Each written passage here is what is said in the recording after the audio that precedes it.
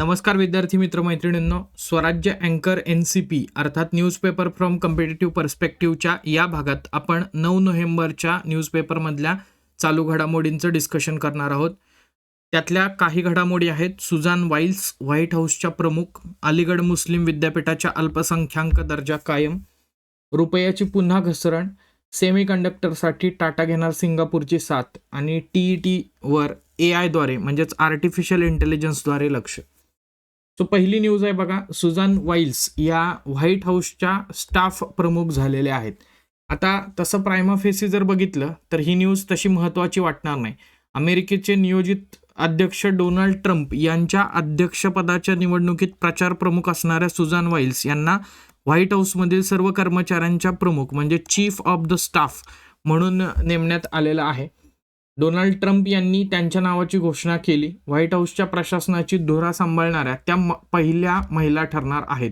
So याच्यामुळे ही news important बनते. म्हणजे हे महत्त्वाचं नाही आहे की व्हाईट हाऊसच्या चीफ ऑफ द स्टाफ कोण झालेले आहेत. व्हाईट हाऊसच्या चीफ ऑफ द स्टाफपदी एखादी महिला विराजमान होतीये आणि अमेरिकेच्या इतिहासात असं पहिल्यांदाच होतंय की व्हाईट हाऊसच्या चीफ ऑफ द स्टाफ या महिला होतात. त्यामुळे इथे प्रश्न विचारला जाऊ शकतो. नेक्स्ट मुद्दा आहे तो म्हणजे बघा, अलीगड मुस्लिम विद्यापीठाचा अल्पसंख्याक दर्जा कायम अशा आशयाचा एक निवाडा सर्वोच्च न्यायालयानं दिलेला दिसतो. अलीगड मुस्लिम युनिव्हर्सिटी अल्पसंख्याक दर्जाविषयीचं एक प्रकरण हे नियमित खंडपीठाकडे पाठवण्याचा निर्णय सर्वोच्च न्यायालयानं घेतलेला आहे.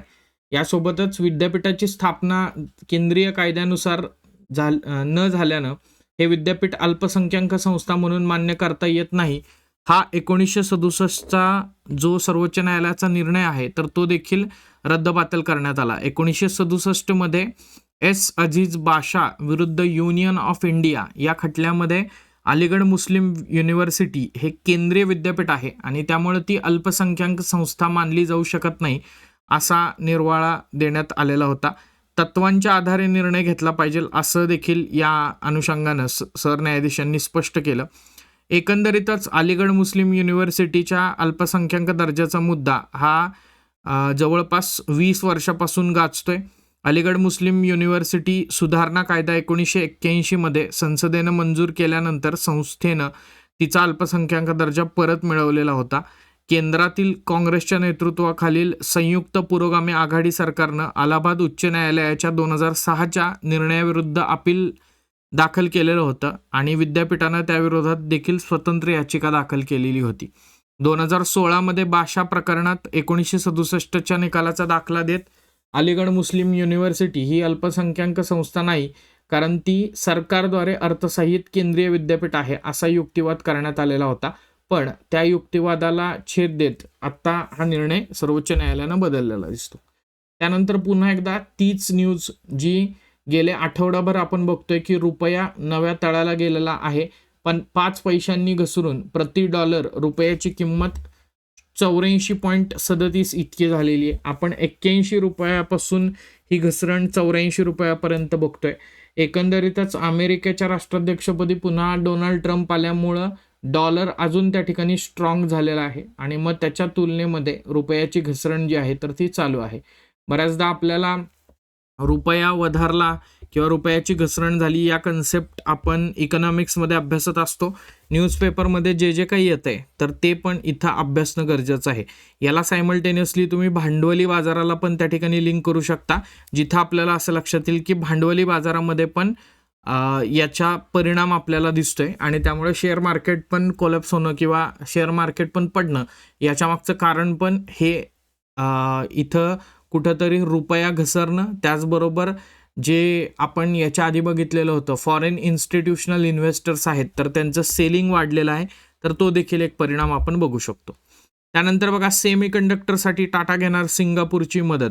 आपण सेमीकंडक्टरवरती बऱ्याचदा चर्चा करतो. सेमीकंडक्टर प्लांट्स हे इंडियामध्ये नव्हते, मग ते एस्टॅब्लिश करण्याच्या दृष्टिकोनातून PLI नावाची जी स्कीम आहे, प्रोडक्ट लिंक्ड इन्सेंटिव्हायझेशन किंवा उत्पादन आधारित प्रोत्साहन योजना, याच्या अंतर्गत सेमीकंडक्टर प्लांटला त्या ठिकाणी मंजुरी देण्यात आली किंवा इन्सेंटिव्हायझेशन चालू झालं आणि मग आसाम असेल किंवा गुजरात असेल या ठिकाणी सेमीकंडक्टरचं प्रोडक्शन चालू झालंय. बेसिकली सेमीकंडक्टर हे आपल्याला तैवान असेल, कोरिया असेल किंवा चायना असेल या रिजनमधून येताना दिसतात. पण कोविड-19च्या कालखंडामध्ये त्यांची आयात जी आहे तर ती घटलेली होती तिकडून होणारी आणि त्याच्यामुळं एकंदरीतच बऱ्याच इंडस्ट्रीज प्रभावित झालेल्या होत्या. एस्पेशली आपल्या इथली ऑटोमोबाईल इंडस्ट्री जी आहे तर ती प्रभावित झालेली होती. सो टाटा सन्सनं आता आपल्या सेमीकंडक्टर प्रकल्पासाठी सिंगापूरला प्रमुख भागीदार म्हणून निवडलेलं आहे. आंतरराष्ट्रीय सेमीकंडक्टर उद्योगामध्ये जसं मी मगाशी उल्लेख केला त्याप्रमाणे साऊथ ईस्ट एशियामधले देश हे आघाडीवरती आहेत किंवा त्यांना महत्त्व आहे. त्याचप्रमाणे टाटा समूह गेल्या 5 दशकाहून अधिक काळ सिंगापूर बरोबर व्यवसाय करतोय. त्यामुळे एक चांगल्या प्रकारचा ट्रस्ट बिल्ड झालेला आहे आणि म्हणून सिंगापूर बरोबर टाटा सन्स ही भागीदारी करणार आहे. सिंगापूर किंवा देशातील संस्थांचा जागतिक स्तरावर सेमीकंडक्टर उपकरणांच्या उत्पादनात 20% वाटा आहे. म्हणजे अराउंड 20% सिंगापूर उत्पादन करते सेमीकंडक्टरचं. सेमीकंडक्टरचं उत्पादन देशात करण्यासाठी गुजरातमधल्या प्रकल्पाला 91,000 कोटी आणि आसाममधल्या प्रकल्पासाठी 27,000 कोटी रुपयाची गुंतवणूक टाटा समूहानं केलेली आहे. सो आगामी काळात आपल्याला ही पार्टनरशिप पुढं जाताना त्या ठिकाणी दिसेल. पुढचा मुद्दा आहे बघा, TETवर आता AI द्वारे लक्ष. सो हा मुद्दा आन्सर रायटिंगच्या दृष्टिकोनातून मला महत्त्वाचा वाटतो की आर्टिफिशियल इंटेलिजन्सचा वापर वेगवेगळ्या सेक्टरमध्ये केला जातो. 2 दिवसापूर्वीच्या एका आर्टिकलमध्ये आपण आर्टिफिशियल इंटेलिजन्स आणि त्याचा वापर हा इस्रो आणि DRDOद्वारे कसा केला जातोय तर ते बघितलेलं होतं. या ठिकाणी परीक्षेमधले गैरप्रकार ओळखण्यासाठी यावेळी प्रथमच TET जी काही राज्यामध्ये शिक्षक होण्यासाठीची जी अनिवार्य असलेली शिक्षक पात्रता परीक्षा आहे किंवा टीचर इलिजिबिलिटी टेस्ट आहे तर त्या परीक्षेच्या दरम्यान आर्टिफिशियल इंटेलिजन्स तंत्रज्ञानाद्वारे परीक्षा केंद्रावरती लक्ष ठेवलं जाणार आहे. याच्यामध्ये उमेदवाराची face reading, biometric, metal detector याला सगळ्याला आपण फ्रिस्किंग असं म्हणतो तर ते सगळं करत असताना AIचा वापर होणार आहे. उमेदवारांच्या हालचालींवर लक्ष ठेवण्यासाठी वर्गखोल्यांमध्ये CCTV बसवलेले आहेत. परीक्षा केंद्र, पर्यवेक्षक कक्ष आणि वर्गखोल्यांमध्ये जे CCTV आहेत तर AIच्या मदतीनं सतत त्यांच्यावरती नियंत्रण ठेवलं जाणार आहे.